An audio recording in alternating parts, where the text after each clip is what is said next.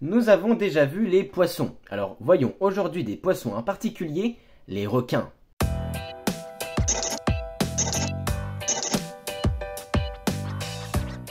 Les requins, c'est quoi? D'après le Dico, requin, poisson au corps généralement fuselé, doté de 5 à 7 fentes branchiales situées sur le côté du corps. 2. Homme d'affaires impitoyable, sans scrupules. Bon, bien sûr, c'est la première définition qui nous intéresse. Les requins ou squales sont des poissons, plus précisément des poissons cartilagineux au même titre que les raies. La principale différence avec les autres poissons, ils possèdent des cartilages et non des os. Cartilage et os, c'est un peu la même chose, un tissu conjonctif blanc. La différence, l'os est dur et résistant, le cartilage est flexible et moins solide. Le bout de notre nez et nos oreilles sont faits de cartilage. Revenons à nos poissons. Un squelette cartilagineux est beaucoup plus léger qu'un squelette osseux, ce qui permet aux chondrichiens de compenser l'absence de vessie natatoire. Les requins ont une silhouette hydrodynamique. Ils se caractérisent par ses grandes nageoires pectorales, sa fameuse nageoire dorsale et sa nageoire caudale asymétrique. Il possède 5 à 7 fentes branchiales pour lui permettre de respirer. Il possède des écailles placoïdes, ce sont des petites écailles bien dures, aussi appelées denticules. On peut les comparer à de véritables dents qui sortent de leur peau. Les requins ont aussi un gros foie qui peut faire 25% de leur masse. Voyons maintenant quelques espèces de requins. Commençons avec les 3 espèces jugées les plus dangereuses pour l'homme. Bien évidemment, la plupart sont inoffensives, et pour les plus dangereux, les cas d'attaque sur l'homme, c'est plutôt rare. Le grand requin blanc. Sans doute le plus connu et popularisé par le film Les Dents de la Mer. Il mesure 4 à 6 mètres de long, c'est l'un des plus grands poissons prédateurs. Sa mâchoire mesure 90 cm de large et possède plusieurs rangées de dents d'environ 6 cm, bien tranchantes. Si une dent tombe, une dent de la rangée arrière la remplace. Il possède un très bon odorat et une très bonne ouïe. Il vit un peu dans tous les océans sauf dans les régions polaires. Il est classé vulnérable.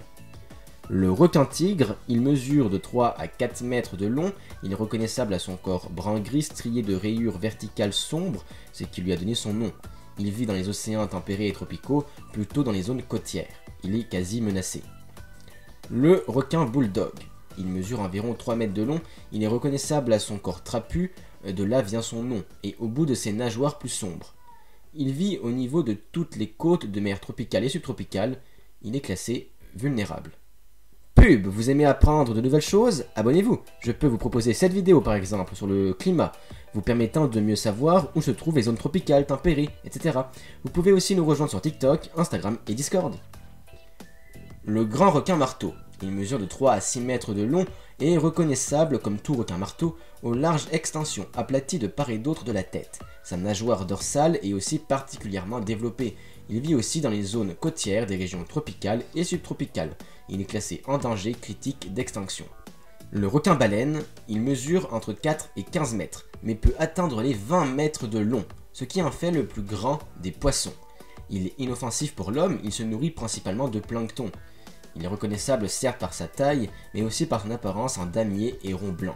Il vit dans les océans tropicaux et chauds, il pourrait vivre plus de 100 ans, il est classé en danger.